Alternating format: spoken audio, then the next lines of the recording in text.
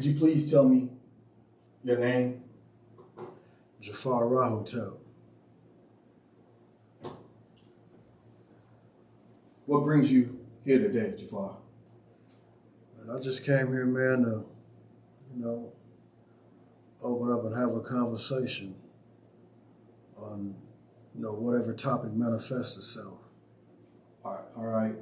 I met you in a joint. You were running Egyptology. You were running you had the whole programming in. Yeah. What brought you to that discipline? Man, that's a long story, but I'm gonna break it down. Break it down. So, give us the science. In '95, I was in St. Cloud, and I was just chopping it up with this brother on the flag, and he was like, "Man, you should go to the library and get this book called Valley of the Dry Bones." So, I wasn't into reading or none of that back then. It was gangbang culture. You know what I'm saying? So anyway, I took his suggestion and I went up to the library to get an interstate library loan from University of St. Cloud. They gave me a list of books and I seen Valley of the Dry Bones on that list of books, but I also saw a book title under that one, a book that I wasn't familiar with, a title that I wasn't familiar with. And so I ordered both of the books. So 2 weeks later, when I went up there to retrieve the books, only one book came, and it wasn't Valley of the Dry Bones. It was a Nile Valley Contribution to Civilization, a book on Egypt. And that's how I got introduced to Egyptology. That was the point in '95. And since then, I've just been studying it. Before we go forward, let's go backwards. Prior to that, what did you know about Egypt? Prior to that book, what did you know about Africa, Egypt? Nothing. Did you think Egyptians were you when you seen them? Did you think they were another culture? Who do you think the Egyptians were? I mean, you know how TV is. They put a seed in your mind, and when you don't have any other recourse, sometimes you take it at face value. But, when they would always do the reenactments, they would always have Europeans in the face of the kings, in the face of the queens, in the face of the common people. Then it went from Europeans to Arabic people.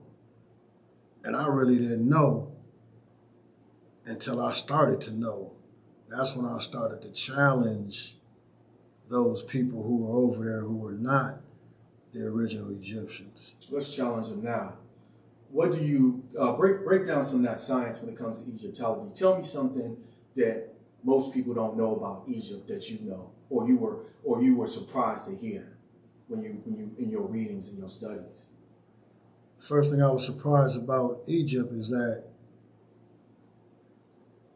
they stimulated the intellectual culture of the West. And not only did they stimulate the intellectual culture of the West, but they were Black people who stimulated the intellectual culture of the West, which is something that we were never taught in school, let alone being taught that at home. It was just information that a lot of us didn't have. But I think that information is important for us nowadays. Not only does it give us a window to the past, but it gives us a window to our potential, the same potential that we have today. And so that was the thing that I realized about ancient Egyptian civilization in particular. When you were first coming into the knowledge about who you were, your history, did you find people readily accepting that conversation, or was it just something you kept to yourself? Were you preaching it? Were you talking to the brothers about it? Because you, at some particular time during your bid, you became a discipline of it. And it's hard because you have so much other distractions in there. Was it you? Was it someone else feeding you knowledge? What made you become? Because I could have read that book, put it down, and picked up something else and went on about my business. What made you stick and stay with the knowledge? Man, I fell in love with it. I fell in love with it, man. Instantly. Yeah, but let's talk about whether or not I kept it to myself or shared it. Okay. Man, information like that you can't keep to yourself. Okay. Like it, that knowledge, it has its own power. It has its own force, and it's going to project itself out of you, even if you don't want to talk about it. The occasion is going to rise for that conversation to emerge. And so when I was getting this information, I was so excited about it. You know, I would go down to the flag and it was just a must that I shared what I was reading. But the thing that I realized is that when I would try to share the knowledge, it would always turn into an argument. That's what I was going to get to. Other than, you know, an exchange of curiosity. Why do you think that is? I have my own personal understanding. We'll talk more on camera about it. But why do you think people are more hesitant to accept their history? Because of what we was taught about ourselves. What is that? We wasn't taught to love ourselves. Correct. We wasn't taught to know about our history or know about our ancestors or our cultures or our contributions. And the thing is, it's real confusing. It's real confusing when you know, but they don't know. It's real confusing when you try to share this information, but the information doesn't get accepted. Now that makes you want to recoil and keep things to yourself, but it's still impossible because you constantly learn something new that you want to share. And so then you learn how to debate. You learn how to ask questions. You learn how to simmer the flame down when people get frustrated because you're trying to sell them or tell them something new. Because we grew up under Christian traditions, you know what I'm saying? We grew up under European traditions, and that's the only thing we know. We don't be knowing nothing about ourselves. And so when somebody try to feed it to us, it's a rejection, but it's an implanted reaction. We don't know our place in world history. We know our place in this history that they gave us. Starting that we were stolen from Africa and were slaves. With that being said, you said that the initial interaction you had with individuals was through rejection. It was because a lot of that rejection, or what type of rejection, or what type of comments you would hear, or how did you deal with the fact that an individual would say to you, I just watched or I just read something that contradicts what you said. That's not the truth. You know, white folks actually built those pyramids. Okay, well, if it wasn't white folks, it was Arabic, people that were tan but not black. How did you, I know you researched it, but what books did you find that affirmed your conviction that we were the original people? African Civilization, Myth or Reality, Cheikh Anta Diop. Did you get that book also through library loan? Or no, I bought that book. Exactly. The only book I got from the library loan was that Nile Valley Contribution to Civilization. And it's funny because a lot of books that I read a lot of George Jackson books, and a lot of his books was contraband. So and I'm getting, the reason I go to that, because I'm getting back to the fact that they put us in those cells to keep us from gaining that knowledge, and anything that could actually improve us as people, they've done systematically removed it. So it becomes almost impossible. It becomes almost impossible for you to lift yourself out of that rut. Right. So you did a great job of actually producing something great. Tell me some more about Egyptology. So, what do you think about the hidden figures or the hidden figures? I know we watched it. I think one of the brothers brought it in for us to see during the time we was in there. What do you think about that? I never watched it. You never saw that? I never watched it. Yeah, I think the brother you had come in. I heard about it a lot. The brother you had come in as the facilitator. He played it a couple of times for us in a temple. What have you heard about it? I've heard about it, but I don't remember a lot of it. You know what I'm saying? Because it talks a lot about. Because it was never like a broad conversation in prison. You know what I'm saying? I'm just like almost a year and a half out the joint. You know what I mean? Fresh, yeah. So it's like a lot of people ain't talking about issues like that in the penitentiary. You always have your few who are dedicated to that study or to that climate of thinking when it comes to politics, when it comes to racial dynamics. It's never a large percent of the population whose minds are oriented in that direction, I know like DMC was one of the brothers that I came up under who really piqued my interest. It's way before I met you and what you were doing. So DMC was always a wealth of knowledge. He'd sit in front of his cells and have him talk to me and tell me all these things that I knew were true, but he gave me actual factuals and references so I could quote it with all his documentations and notes. Yes, sir. Yes, sir. Brilliant brother. Brilliant. Absolutely. What was your interaction with DMC? DMC was my guy. Still is. I remember one time, so me and DMC was building one time. And I said to DMC, man, it's all about culture. And at first he didn't agree with it, but he went back and did his research. And then he came, you know how you talk and you get excited, but he came back to me and he was like, you was right, brother. Just because of the dynamics of our culture.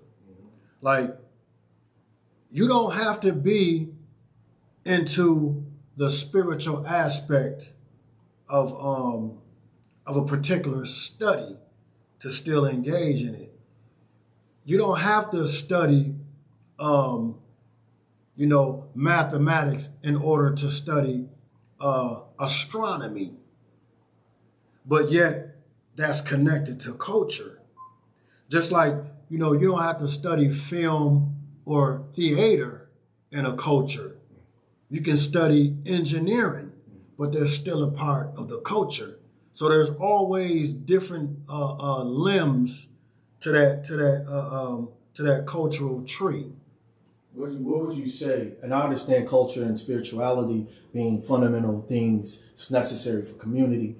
What would you say culture looks like now as your year and a half being out, from being behind bars, now seeing culture?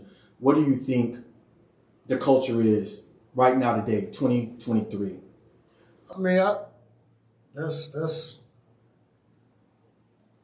I don't see it being something that promotes higher consciousness. I don't see it being something that promotes spirituality. I don't see it being something that promotes, human balance, human harmony. You understand what I'm saying? I don't see it promoting that.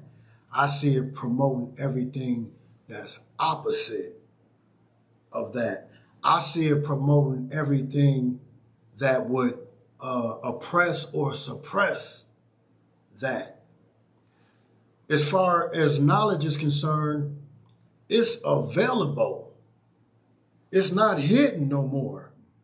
But the thing about it is, this culture or this society, the mental orientation of this Western culture is based on capitalism, it's based on materialism, it's based on you paying your rent, it's based on you making sure you got food, it's based on making sure that your attention is anywhere near elevating your consciousness in order to question the culture in the first place.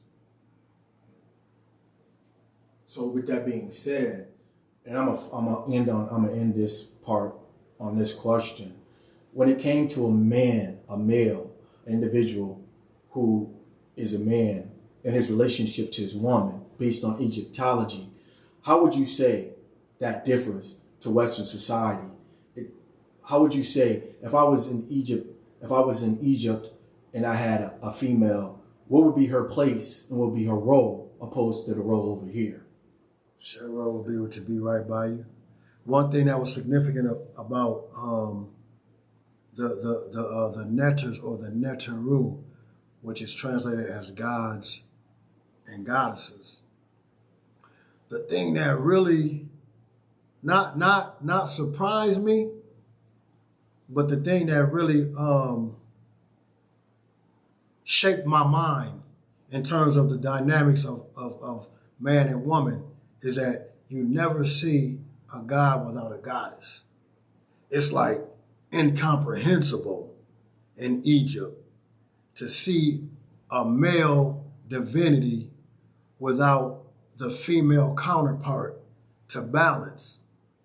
So it was always a male creator, but it was always a female creator, and one could not create without the other. So then if you take that into a relationship, it's the same thing. Would give that same to the goddess. That same, and they both had their roles as creator. And it was the balancing of opposites. And that's that duality that we're missing now. It's like in this European society, they've given women liberation for what? Why would you have to give a woman liberation? Exactly. She's your equal. She should already be liberated. Exactly. It's all these things that they've come up with, these terminologies that people have got behind.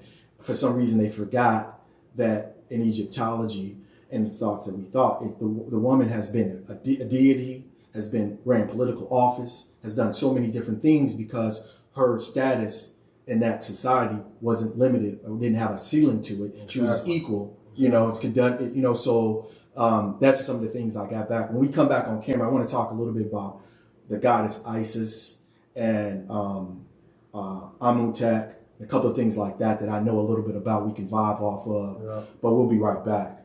Yeah. All right. But hold up, I got something to say.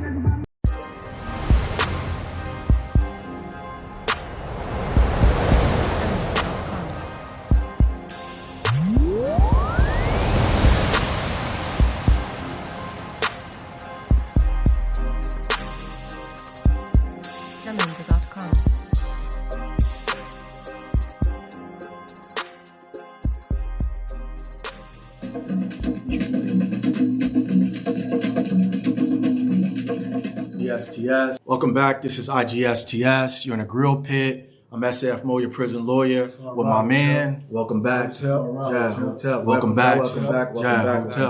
Welcome back. Everybody was telling me I need to get this man on the show because he's a wealth of knowledge. And I experienced it in the joint.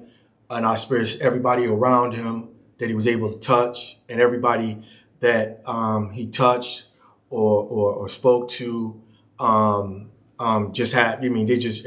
just being around someone with information like yourself, DMC, y'all made me go to the library and start reading and wanted to be more astute myself. Right. One of the people I was able to talk to DMC about was Isis. He explained Isis to me, and he talked a lot about knowing thyself when it came to that. Do you want to expound on that a little bit for me? You know, Isis, first and foremost, Isis' original name is Aset. Isis is a Greek name. Aset is her indigenous African name. She was the wife of Osiris, whose indigenous African name is Asar. Asar. And she was the mother of Haru, who the Greeks call Horus. Okay. His indigenous African name is Haru. Who is Ra in that conversation? Ra is a sun god. Is a sun god. Yes, Ra represents the sun. Ra represents the light. Okay. But Ra also represents the light of consciousness. Okay. The thing about Isis, you know, Isis, she's the goddess creator. Okay. You know, when you read texts on her, you know, she proclaims herself to be the creator of everything that has ever existed, everything that will come into existence, and everything that was and is. She holds that title to have been the creator. And that contradicts a lot of other religions. It does. Who has primarily a male creator. Right. So in that structure of religious philosophy, that would be a blasphemy. Yeah, beyond that. But yet, Isis is the original version of the Virgin Mary, because Isis was also a virgin who had or gave birth to Haru through an immaculate conception. Okay, and that's where these stories are coming from. Yes, and so when you study Isis, you'll get that out of that story, that she was the original prototype of the Virgin Mary. And not only the Virgin Mary, but a lot of other cultural goddesses as well. You see a lot with religion in general. I want to talk a little bit about the difference between a religion and spirituality, because a lot of people use those words interchangeably. Yeah. So what do you understand the difference between the two? I mean, it's how Dr. Moya Ashby broke it down in my studies, where he talks about the word religion is a Latin word, religion or something like that, but it means yoke or to reconnect to its original source. But I heard this brother saying he didn't get into religion because the word religion means to link back. But he said in your original state, there is no reason to link back. But we understand that it's a necessity to link back when you've been disconnected from your culture or from your history. So a lot of times it's just semantics. A lot of times it depends on, where your mind is at in terms of whether or not you just want to reject the word religion because of its historical usage of oppression. Right, definitely. You know what I mean? Yeah, definitely. Whereas spirituality is blemished. It doesn't have a blemish on it. So when one says spirituality is never connected to any type of historical oppression, not spirituality. But when we talk about religion, then we can pinpoint places on the map where oppression and things of that sort was accepted. Took place. Yeah. I feel a lot with religion is that religion in itself has been dogmatized to the set. It needs to be politicized. So every time you go into religion, there's some political element to it that makes it less of just like you say, a blemish free. It has this its own reasoning behind it, and it's nefarious. It's spirituality in itself doesn't hate you. God does not hate you. There's no one preferred race. There's nothing like this. There's not that European culturalization. Well, they had to use your religion in order for them to enslave. Right. You know, indeed. they had to use that. I look at when I see spirituality, I see space to grow. When I see religion, I see protocols and confinement, control. Yes. Yes, definitely. You know, intellectual handicaps. Use all those words. Because when you're dealing with religion and you're a part of a religious group, you know, your own ideas or interpretation of scripture can only go so far. So it's like, if you're in this religion and you're studying and your perspective transcends what's being interpreted in the church or whatever, 9 times out of 10, if you expose that and it's not accepted, you expose yourself to ridicule. Right. You expose yourself to rejection. But with spirituality, we having a conversation on spirituality. I'm learning from your perspectives. If I put out a certain perspective or a train of philosophy, and you take my perspective or you take my philosophy and you elevate it further than I could at that moment, then you teaching me. Right. But a lot of times in religion, that doesn't offer itself up. I'm glad you pointed out that, because until you pointed it out, I really never looked at it, because I felt as though, because we all grew up as black folks in the church. We had some exposure to the church. And I felt as though, as I looked into religion, not seeing myself, but seeing these white deities, you know, not looking like me. Right. You know what I'm saying? It made me question, you know, where am I at? You know, who am I? You know, you are forced to assimilate or want to be or love that person that you see as a deity, right? No matter what. You know, it made me accept those things, but it made me feel inferior. It made me feel less than a person. Right. So I had to accept somebody who did not look like me, who said basically all these terms that I didn't never think I could amount to, like a Lord. I'm never gonna be a Lord. I'm never gonna be a God. I'm never gonna be any of these things. But I had to love that individual who did not look like me. Right. It was all indoctrination. Right. You know? And it's like the psychology of that, right? The psychological damage that does, right?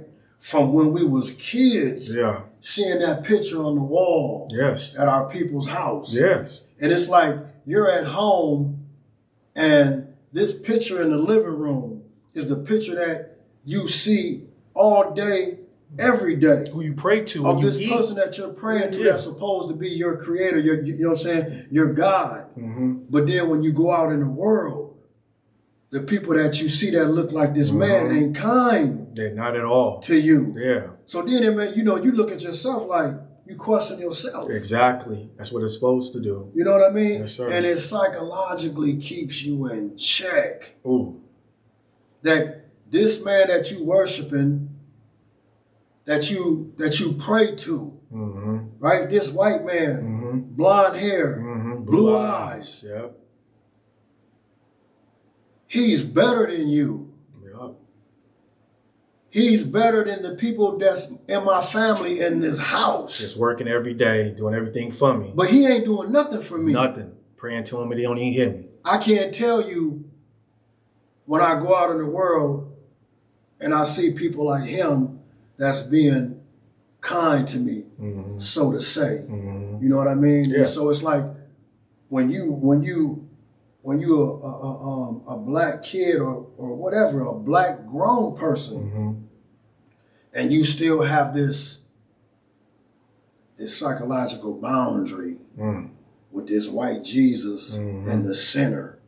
How could you go anywhere outside of that? Right. It goes right back to you talking about religion, how it's more constricting, how it does not let you elevate, how it diminishes the value of the woman. How it makes, you know what I'm saying? How it approved and condoned slavery. How it makes one civilization of people greater than the other. Right. You know, all that interpretation of this religion, and then to go find Egyptology and see me and not know it even is me, Right. but understand this book, the Book of the Dead. You know what I'm saying? Mm-hmm. A lot of this information I'm getting it again. And I've already known it. It's already been part of it. In fact, it's part of my DNA. Right. I'm going to love my brother as myself because it's in my DNA. That's all I know how to do. But you're trying to reteach it to me. Yeah. I already know it. I told you about it. Right. You know? Exactly. You know what I'm saying? Exactly. I told you about it a long time ago. Long before. But at some point you thought it was necessary to keep it away from me. Strip it from me. You know what I'm saying? You didn't take it out of me. You just blanketed it. Right. Because you couldn't take it out of me. Yeah. But you had to blanket it with something else. Right. For me to accept by force. Right. Definitely. Right? Right. Definitely. And so I think like when we start breaking them rings in the chain, the first bending, the first breaking comes with questioning it. Mm. When we start to question it, that's when we bending that chain. Yep. And that's what they did not want. And that's why I was saying when we was talking about the joint, how certain books are not being allowed in, or you have to buy. Or I run into brothers like yourself that's done some time. I'm like, man, I'm trying to get this book. You be like, I got it already. Yeah. Check it out, read it, get it back to me. Yeah. You know what I'm saying? I appreciate those wealths because I mean, plenty of brothers, had books that I could not get, that I read while I was in the joint, that was gems, you know what I'm saying, that brought me to consciousness and made me want to learn more, explore more. And actually, like you said, when we go down on flag and I'm having a conversation, be able to defend myself and actually open the doors, open the key to the cage and let out this individual because they've been confined and don't understand who they are. You know what I'm saying? So I never was in the block with you. I never got into a block with you. And I think by the time I made it to A East, they had already shipped you out. Yeah, I left in 15. Yeah, and I got there in I think I got there 16. They moved education. I was part of the Mirror. I was writing for the Mirror at the time. And they had us all in A West. And then they moved us to A East. And you had gone then. I was gone. Yeah, that was hoping to get over there. I was gone, to politic with you. You know what I'm saying? Finally get you where I could actually corner you and actually get some knowledge from you. You know what I'm saying? We're definitely built. So I heard in your sales, you have books on top of books on top of books. I had like 100 and some books. At one point I had 153 books. And I'm hearing that in other blocks about your sale, how you was that, you were really a wealth of knowledge up in there educating the brothers. And the thing is too, man, like what I appreciated at that point in time, it was like I had to have had something like, I know I had something like watching over me or protecting me because ain't no way in the world that'd have been cool with a black man having 153 books. Exactly. I heard about that. Room. Yeah. You know what I mean? Yeah. And I done had guards, man, you know how they just do the random searches. They come in there and they come in to search, but they stopped and they just looking around at the books. And I'm turning around, I'm looking, I'm thinking, man, they finna say something. They'll do their little thing and they'll be gone. I made it through lockdowns with all of those books before. Did you make it to the next joint with all those books? Yeah, but I had to send them out. Yeah, that's what I'm saying. I mean, don't get me wrong. You know how sometimes it's like when you go to SEG, and you get out, you gotta restart. You gotta start over with your property. Yeah. So it's like that was the only thing. If I had a lot of books, and I went to like SEG or something like that, they pack up your property. So it's like the guards that's down there, they might not be as tolerant as the guards in the unit who have a familiarity with you because you've been in that cell block for a while. They've been there for a while. They know you don't cause no problems. You just in there doing the knowledge. You know what I'm saying? But when you get down there, they don't know and they don't care. Right. So it's like you got to send some of those out. So I send a whole bunch out, but it's like give me a matter of months, and I'm gonna have my library, you know what I'm saying, right back up. But it's like I loved, man. One thing that I loved is sharing the books with brothers because then it becomes, you know, if somebody show interest, you know, it because I don't do no proselytizing. You know what I'm saying? I'll build with you on knowledge.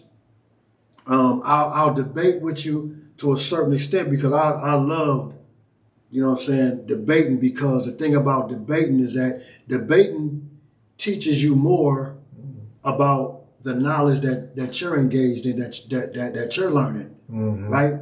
Because you can be debating somebody and say a study that you was engaged in, you might not be catching it all the way at that moment. But maybe like a week later when you're having a debate with somebody, it just pops in your head. You know what I'm saying? Yeah. And it manifests itself basically. So a lot of times I would always find that I would learn something new being engaged in a debate, but I will also learn something new by the person that was opposing my, you know what I'm saying, position. My position. Because it's all perspective. It's like, you know, when they say two things can be right. Right. You know what I'm saying? Yeah. So I would run into stuff like that would make me think too. Right. I think the biggest thing what I had when I was debating or I was talking to somebody about on a topic that I didn't know about was them just showing me what I did not know. You know, pointing me into a place where I felt like I need to, if I, in my position, strengthen myself, go back to the drawing boards and get it. My deal was a lot of times I found myself in a law library and a lot of people who had law books were slow to share their law books. Yeah. But when it came to just books in general, just reading books, like I was around Los for a while and he had several books that he allowed me to take a look. Islam had a lot of books that he had cuffed and let me see. When I left the joint, what I did not do when I left the joint was take any books that wasn't given to me personally. If I had an author give me a book, I kept it. But any books I bought when I was in the joint, I gave it to the brothers. I left them there. I left them there for the brothers that I knew that, like I had just got not Stokely Carmichael, but Bobby Steele's book. And I got it in, they sent it in like a binder. Yeah. I left that with Los for him to read. And like I said, it was hard for me to part with those because they become your babies. They do. Right. You know what I'm saying? When I get out, I want to make sure I have this with me. Yeah. But I understand it's such a desert in there when it comes to knowledge. Now, even now, I talk to a lot of brothers who are still locked up and they say it's even worse now. Yeah, and they're just getting anything. Yeah, you know what I'm saying? When it comes to education, because we have a lot of benefits, you know, just access to the library, going to the library loans, being able to order books from other places and have them come in. And it was just fortunate for us. Yeah. So how long did you do? I did 30 years. 30 straight. 30 years, yeah. So what year did you get locked up? I got locked up in 91. I got out in 2021. Yeah, was that the end of your sentence or you got Absolutely not. You got paroled. Yeah. And it was it was an eligibility parole. It wasn't a SRD. Okay. You know what I'm saying? So you went in front of the board. Yeah. And they let you out based on your accomplishments? Just based on based on behavior, programming. Right. You know what I'm saying? Doing everything right in terms of, you know, being in that lane. When did you stop getting to, finding yourself going to SEG for altercations in the unit? When did you, because I know it's a part, I know you're going to go to SEG for anything. Yeah. What was that transition when you was like, you know what? I'm done with all that foolishness. Yeah. I just want to, I'm just going to concentrate on getting out and I'm going to concentrate on me and getting out. When did that happen for you? Because I know a lot of individuals go through a straits where they wild out, for their first cut. When did it happen for you? It's a process, man. It's like when I started studying, I knew not not right away. I started studying in 95, right? But How long had you been in 95? I had been in for what? Only a few years. I got locked up in 91. I started studying in 95. What joint are you in 95? In 95, I'm in St. Cloud. You still in St. Cloud? Yeah. Okay. Yeah, Gladiator School. Yeah, still at St. That's what they Cloud. call it. What were you doing? Was you working at St. Cloud? I was in school. You was in school. I was GED school. Yeah, Okay. just strictly because I didn't want to work no job. Right. But I would be cool with going to school. Yeah, you know, school didn't seem like no job. Yeah. Plus the units are usually a little bit better. I mean, more your age bracket. You know what I'm saying? Exactly. But you know, man, to be honest with you, man, like I was like going through it. That was tough. With the school? For me. No. The transition Of not wilding out. of not wilding out. Yeah. That was tough. Was it because you had the sentence? It was tough, or was it tough because you feel like you wasn't gonna ever get out? What made it tough? No. It was tough because being in a gang was all I knew. Right. And stepping outside of that was unknown. Just like what the teacher. You know what I'm saying? Yeah. So it's like, because I was familiar with gang banging. I was familiar with that chaos, that madness, that tension. Yeah. But if you're living in a state like that, you don't know what peace is. No. You know what I'm saying? You don't even search for peace. You want chaos. And unless you experience it for a split second and you like, man, I like that. Mm-hmm. So it's like when I started studying, what started coming to my mind is that, man, you can't do both things. You can't gang bang and come with the knowledge. study knowledge. Yeah, you can't. It's that's not gonna work. So you gotta choose one.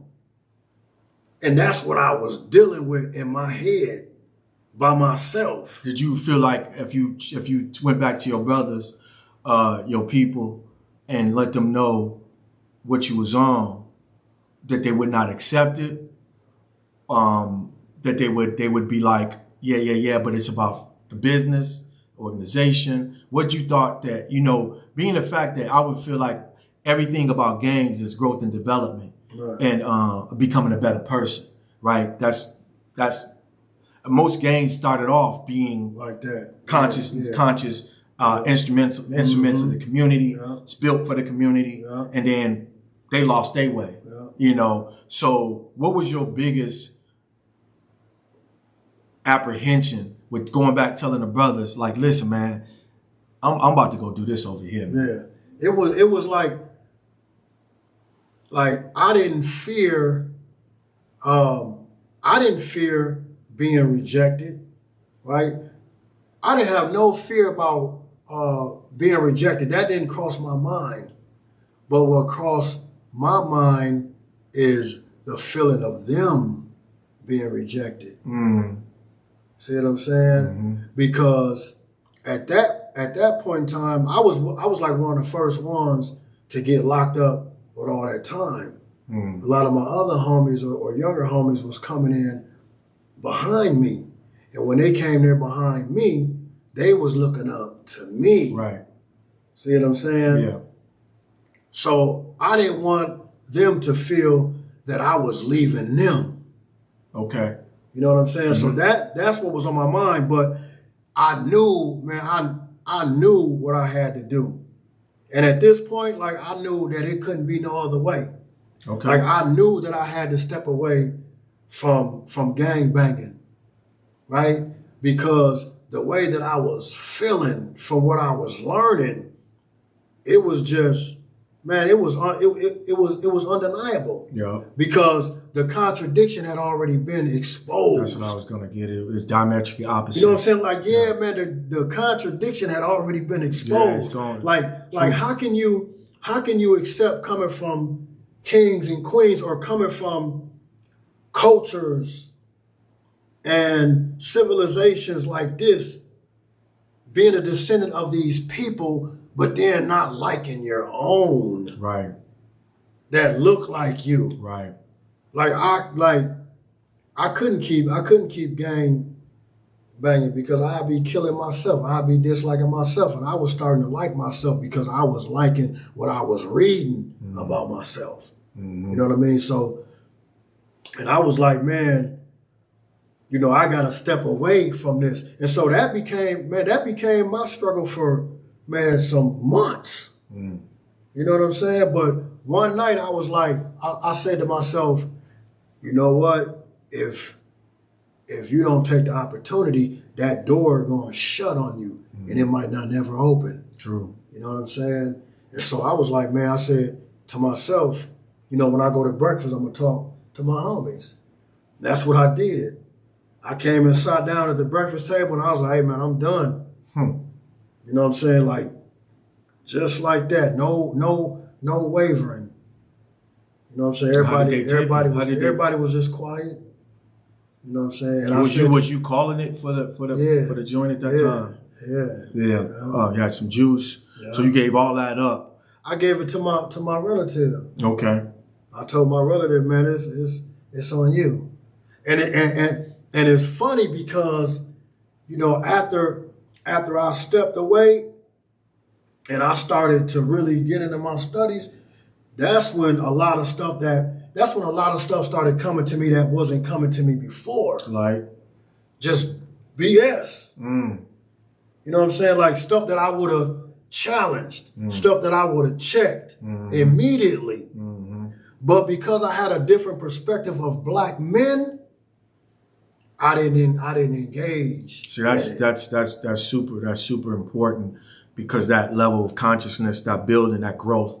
That was a growth. That was a growing moment. And it was real. It was a real growing. It was sincere. I mean, it was truly. The question I wanted to ask as you was talking, and I don't want to say it and be callous with it, but to me, it's just coming to me like, do you think, as you look back on your time, that you had to go to prison to be the person you are now?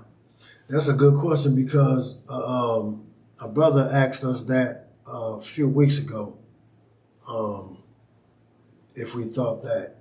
But my answer to it, I mean, it's a yes and a no, right? And they're both linked. I would say no if I would have had a different, not even a different environment, right? But if somebody would have stimulated a different interest. Stop right there. I want you to explain, like you say, what was going on at the time that made you choose or decide that the gang or what you were doing made sense. And was it education deficiency at this particular time, or you just chose? Because a lot of times what people think, we make these decisions in our community. Right. Like we choose to do these things. What was going on at the time when you decided that you were going to be part of this gang, when you were going to do the things you were going to do? It's like, man, it's historical. It's what happened early on in your childhood. You know what I'm saying? The lack of structure, or the lack of discipline, right? So it's like with my own personality, my own personal history, that started with the absence of my mother and the absence of my father. Right. And then just the emotional and the mental imbalance that caused. You know what I'm saying? And then being around other kids where we got that in common. You know, the absence of our parents, their absence might not be the same, but nonetheless, they're still absent. Right. And we're all kicking it. You know what I'm saying? With the absence of our parents. Sometimes your parents can be absent even when they correct. There. Yeah. You know what I'm saying? Yeah. So you got young dudes out on the block making decisions or choices that are not based off of prior experiences. Well, I think that give you knowledge. Yeah, I think a lot of it too is the fact that we're not even mature making grown folks decisions. Exactly. That maturation hasn't occurred yet. We developed, but our maturity level is not there. We look like adults. We might even talk like them. Right. But we haven't, like you say, have that lived experience where we can make those correct decisions. Exactly. But we getting judged. Like when they bring us in front of the court, we getting judged like we're adults. Right. You know what I'm saying? Because they have no sympathy for us. Right. So all I wanted you to do is just like that, because I felt like I was in that space too, where I was doing so much and with so much things important, I had to slow down and start reevaluating what was around me and what was important to me. Yeah. And I think that's the decisions you were going through sitting in that cell. You had to decide what was going to be important for you. Yeah. You had a stretch to do. In the 90s, you still had a stretch to do. And I'm going to tell you, man, like, I was in what? Cell 336. In St. Cloud, right? In St. Cloud on which house? On Galley 3 in A house. A house, yeah. In A house, A train. Yeah, I never made it. I went to E and C and they shipped me out. Yeah. And man, I was like, I told myself, I asked God, like, however much of this time I gotta do, just help me do it. You know what I'm saying? Find a way to help me do it. Mm-hmm.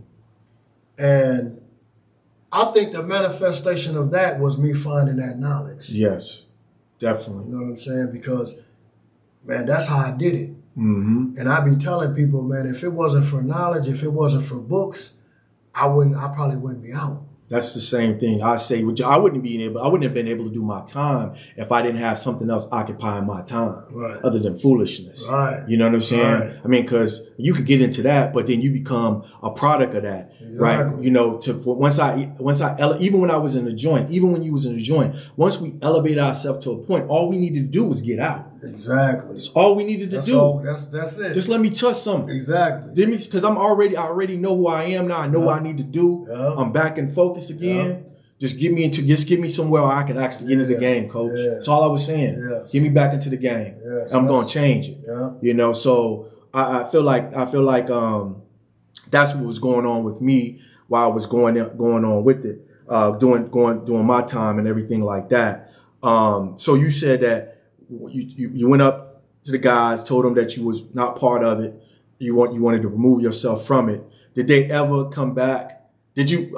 So what I wanted to say when you were saying that same connectivity that I had, I always think about it because I was pimping, and I would meet a broad, and I start messing around with her, and the broad would know me for being that particular person at that particular time in my life. Right. Now, she didn't know when I was in high school and I was this nerd, or when I didn't have no car or anything like that. She met me at the top of my game, and that's who she knew who I was. And that being said, I always had to be that person. Right. You know, I could never be that nerdy dude you knew when I was, I could have never been the person who was barely had anything. I always had to be something. So I had to live out that image. Right. So I'm sure you felt the same way being a shot caller, sitting in a joint.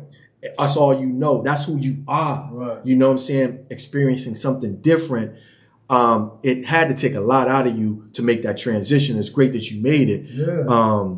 That's what made this. When you was talking about, I could identify with it. Just my feelings when I was even when I got popped and I got sent in, I just felt like those people needed me so much, and I let them down by being in here because, I felt like I was their everything. Mm-hmm. But for you now to, when we talked about spirituality, for you to get something like we got, this knowledge, all you want to do is talk to people about it and bring them to the, you want to share it. You want to bring it to them. Because it's like, if, let's say you cook something in the kitchen and you taste like, damn. Yeah, it's fine. Taste it. Hey, man. Yeah, just taste a little bit. Just a little bit. Taste it. Yeah. Somebody like, oh, cool, man, just taste it. Yeah.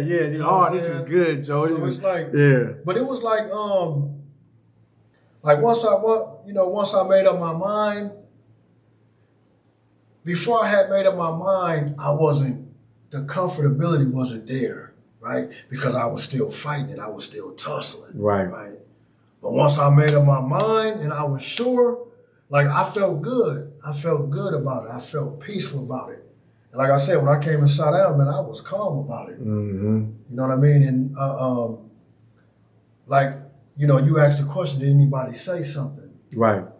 Nobody never brought that to me. Mm. Right? But this is the thing too, is like, even though I made that choice, I didn't abandon none of my guys. Okay. Like, I walked away without walking away. Okay. What I did was I just claimed my own space. Right. Without interacting in that space. Right. But I was still around, like, yeah. You know, what's up, homie? But now the conversations is different. Right. You know what I'm saying? Now our interactions is different.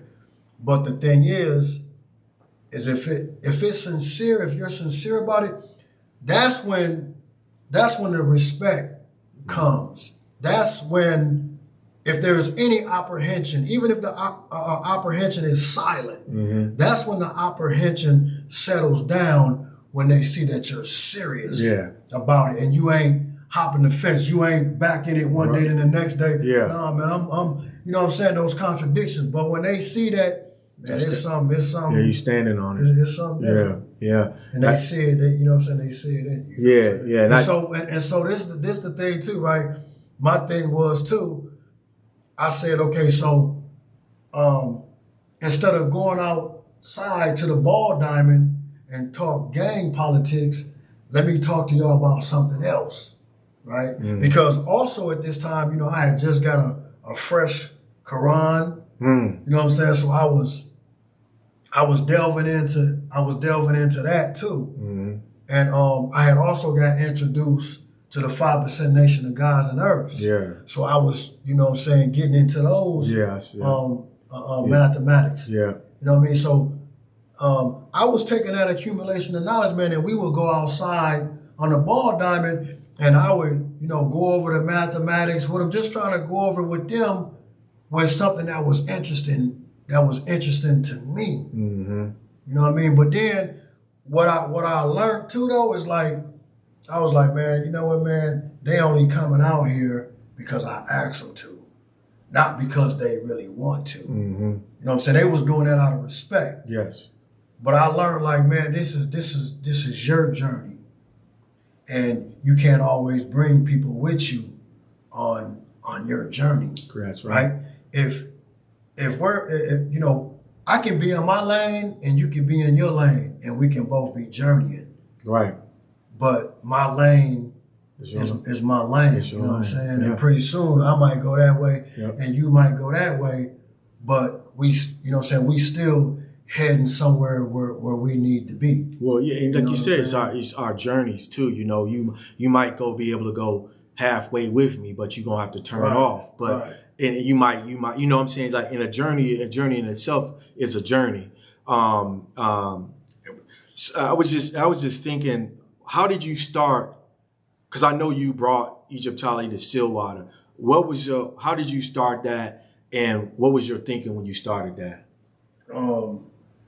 It was a process just over the years.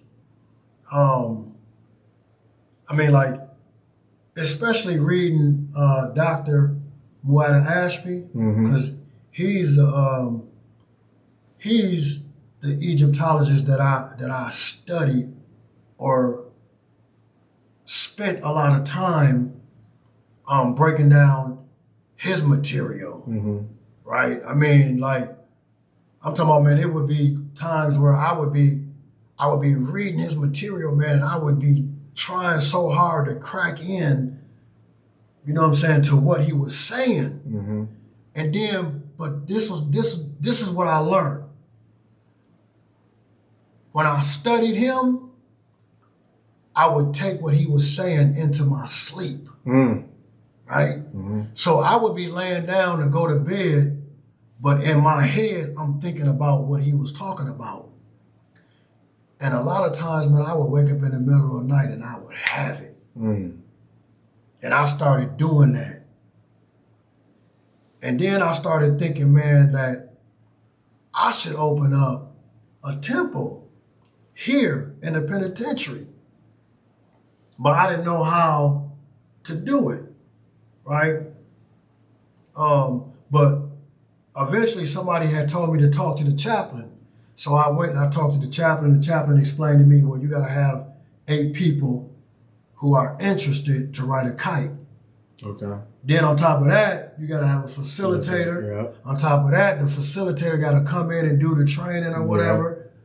So I didn't know no facilitator, right? But I always talked about it, about doing it. I don't know if you remember BJ Stone. Mm-mm. So I was chopping it up with BJ Stone one day about opening up a Kemetic temple in the joint. Mm-hmm. And he was like, man, I might know somebody. So one day he called me coming down the stairs. He was on the phone with his people. And he put me on the phone. Mm. And I told his people what I was trying to do. And his people said, I'm going to give you a phone number. Mm. BJ gave me the phone number. I called the brother, Antar Salim, introduced myself to him, told him what I was trying to do. He didn't even say, well, brother, let me think about it. He said, let's do it. That's what you want to hear.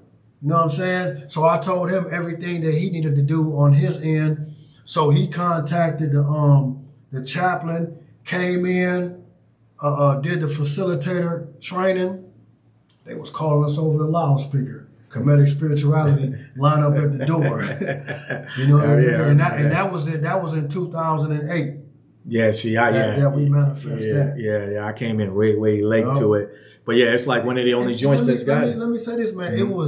It was beautiful. I'm telling you, the first day manifestation. The first day, the capacity of the chapel was 70. That was no more than 70 can be in there. Listen, man, it was so many people in there. The inside was filled in. Then they had to keep the doors open because it was people like in the hallway part that you come in. So it was so many people in there, man. Everybody was sitting down, and it was people lined up against the walls. And the significant thing is that you had natives in there. You had Asians in there. You know what I'm saying? And of course, you had everybody from every neighborhood. Yeah. In there. Yeah. You know what I'm saying? And that's how so many black people coming into spirituality, talking about Kemetic spirituality, talking about consciousness, you know, talking about the cosmos,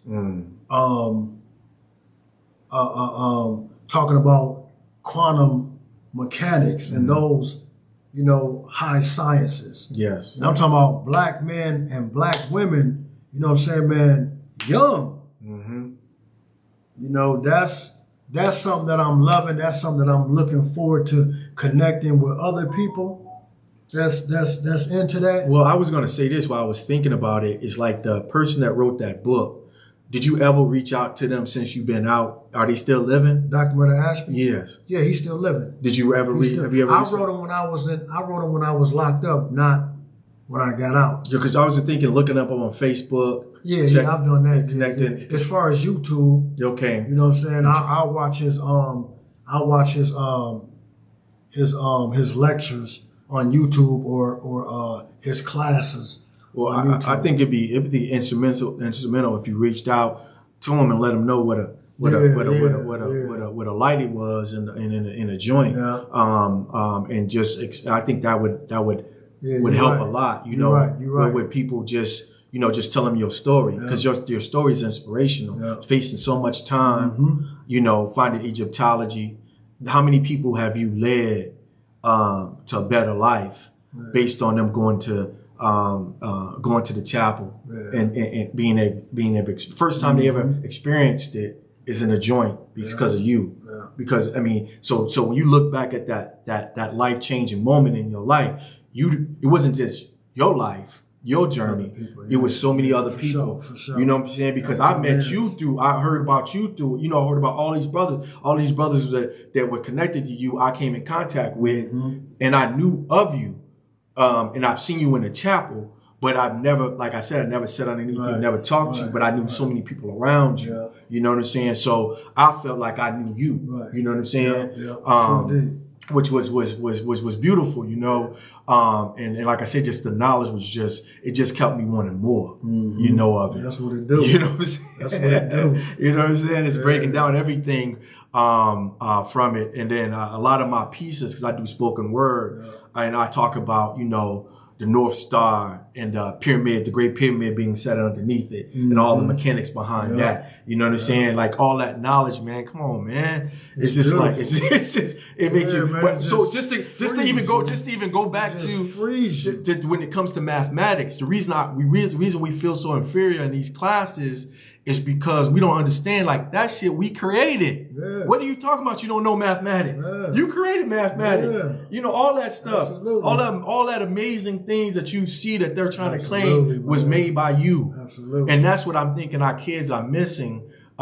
Just that validation, that understanding that, man, you're kings and queens, man. Princes and princes. You know what I'm saying? Yeah. And when I knew about some of the things before coming into, so that's why I was so connected to. I knew about some of the things, but for me to be in that space and receive it again, it made me feel good about myself, because I was at a low point in my life, you know. So it was beautiful. It's all good. It is beautiful, man. I'm glad you came over there. It took us a while to get together. Yeah. When we got together, you know, I was talking to one of the guys that know you, Osama. Yeah. And he was like, you got to get to file on this. I was like, I got him. He's coming. It's like, you got to get Lavelle on the show. I'm like, oh, man, send him to me. We can do this. But I was like, I already got Jafar. I've been trying to hook up with Jafar since he been out. Yeah. You know, we finally got together, man. Sure. We got to do this again, man. Do it again. We got to do it again. I got one more. Maybe we get a round table, brothers. Yeah. We sit back and chop it up and do our own little, you know, bringing them to the knowledge and breaking things down. Yeah, man, just hit my line, man. I got you. I'll make myself available. You free, you moving around now. Moving and grooving, you know what I'm saying? Yeah. You talk to... I'm on a curfew, but I can still... you talk to D-Nice, Monty Ross, since they got out? Yeah, of course. Yeah, you know, me and... I see D-Nice at Power of the People. Okay. With Shane Price. Yeah, do you go to the Lifers meeting? I ain't been there for a while. Yeah. I mean, I never, I mean. Yeah. But you do this Tuesday night. I didn't see you when I don't go there on a regular basis, but I went there one time with Islam because I didn't graduate. I didn't do any Power of People while I was locked up. See, for the last 2 weeks, I didn't go. Okay. I didn't go last week, man, because I wasn't finna get on that highway. Yeah, it was. I wasn't. Nobody. When nobody was trying to do anything like that. But yeah, I've been trying to politic, and my main thing is just giving the people like yourself that I know has got a message, that I know can bring knowledge, the mic, the platform, because that's what I've been attempting to do. And I know when we started, you had asked me off camera, why did I get started? How did I get started? And I think the why and how is because I felt as though there was a chasm, and the chasm was none of us sitting in these spaces and being the deciders of our narrative, and us recapturing and reclaiming our narrative. Whether it be historical narratives, whether it be our current narrative, whatever it might be, we have to recapture that narrative, control it, and be able to disseminate it so it stays real and true. You don't want anybody, and I think, like you say, and that goes right back to your first conversation about Egypt, calling it Egypt in itself. It was Kemet. It was a lot of things prior to that. It was like, how they tried to separate Egypt from Africa in order to say that it wasn't part of Africa.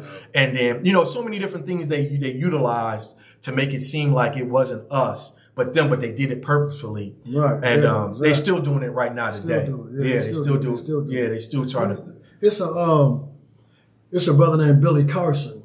I don't know if you ever heard of him. No, I've never. But he got to check him out when you get some time. His podcast is called Forbidden Knowledge. Okay. He's also an Egyptologist. Okay. He takes people on tours over there. Okay. So he said he went over there and he said a lot of the Egyptologists, they recognize that the Egyptians was black. Right, of course. He said that they'll tell him that you can say things that we can't because we're under academic scrutiny. Okay, and that's See what I'm saying? yeah, that's understood. They can't go outside the talking points, because letting the world know, officially who the Egyptians were, it questions their whole historical narrative that they have in place. Right. That monolith. Right. That they have in place. Yeah. They always want to make it this Greco-Roman conversation, and somehow by them going over into Egypt or whatever that conversation is, it always, as I went through school, everything about schooling has to do with they want to selectively look into history and point out these parts where, Rome was great, and they want to go look at Pythagorean and use the Pythagorean theorem in order for us to be like Rome is great. But they don't want to go any further back and say, well, the Pythagorean theory is nothing but triangles. It's based on a triangle. You look up at those pyramids, they're nothing but triangles. Where did this knowledge come from? Where did he go and get this knowledge? Exactly. Socrates, Exactly. Aristotle. Yes. Where did they go? Thales. Where were they when they were looking up? And I heard a quote that said when Alexander the Great went over to Egypt, and he was sitting in Alexandria, he saw a high priest, and he said, "I would like to talk to this man." And the communicator told the high priest, said, "This is Alexander the Great. He wants to talk to you." The priest said, he's like, how old is he? He said, "How old is this man?" I think at the time he was in his 20s. He said, "Tell him in 30 more years, he might have a question that I'm willing to answer." I mean, this is the level. This is Alexander the Great. Right.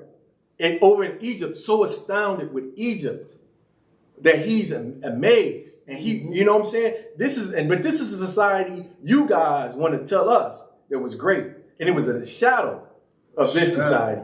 Shadow of it. Mere shadow of it. And everything they have that makes them great, they took from like you say, even the word Egypt, even the word like Africa, all that other stuff. It was never called that. It was, and these are terminology that we utilize in order for us to stay academically correct. If you want to, I would say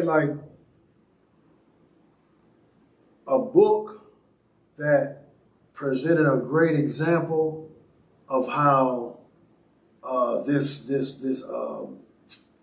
notion of Roman Greco intellectualism is a book by Martin Burnham. It's called Black Athena. Yeah. And he lays it out how the Egyptians, who were black people, came over to Greece and civilized Greece. Exactly. And how, their early kings were black. Yes. He pointed out how Herodotus was teaching the Spartans that their ancestors were pharaohs. But he also shows how at the point in time where Europeans found it very necessary to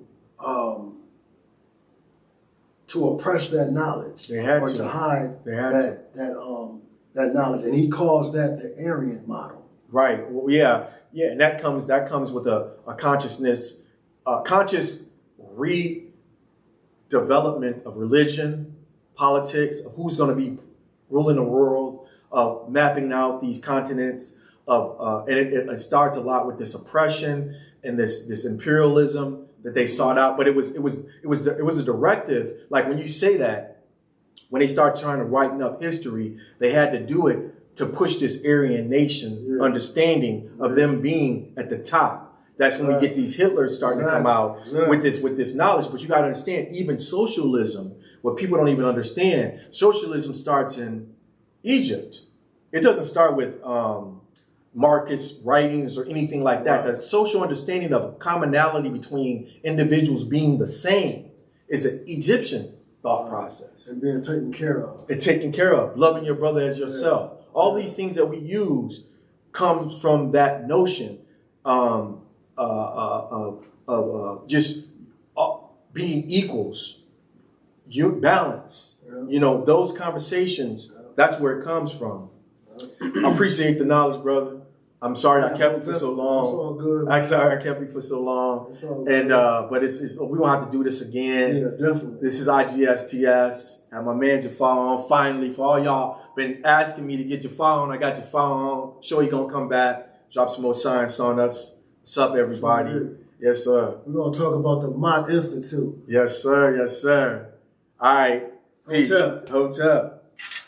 Thank you, brother. Man, for sure, brother. Yeah, we can do this anytime. Yeah. And hold out the white way and showed you the original black faces of certain people in history. In this 2-volume work, World's Great Men of Color, Volume 1 is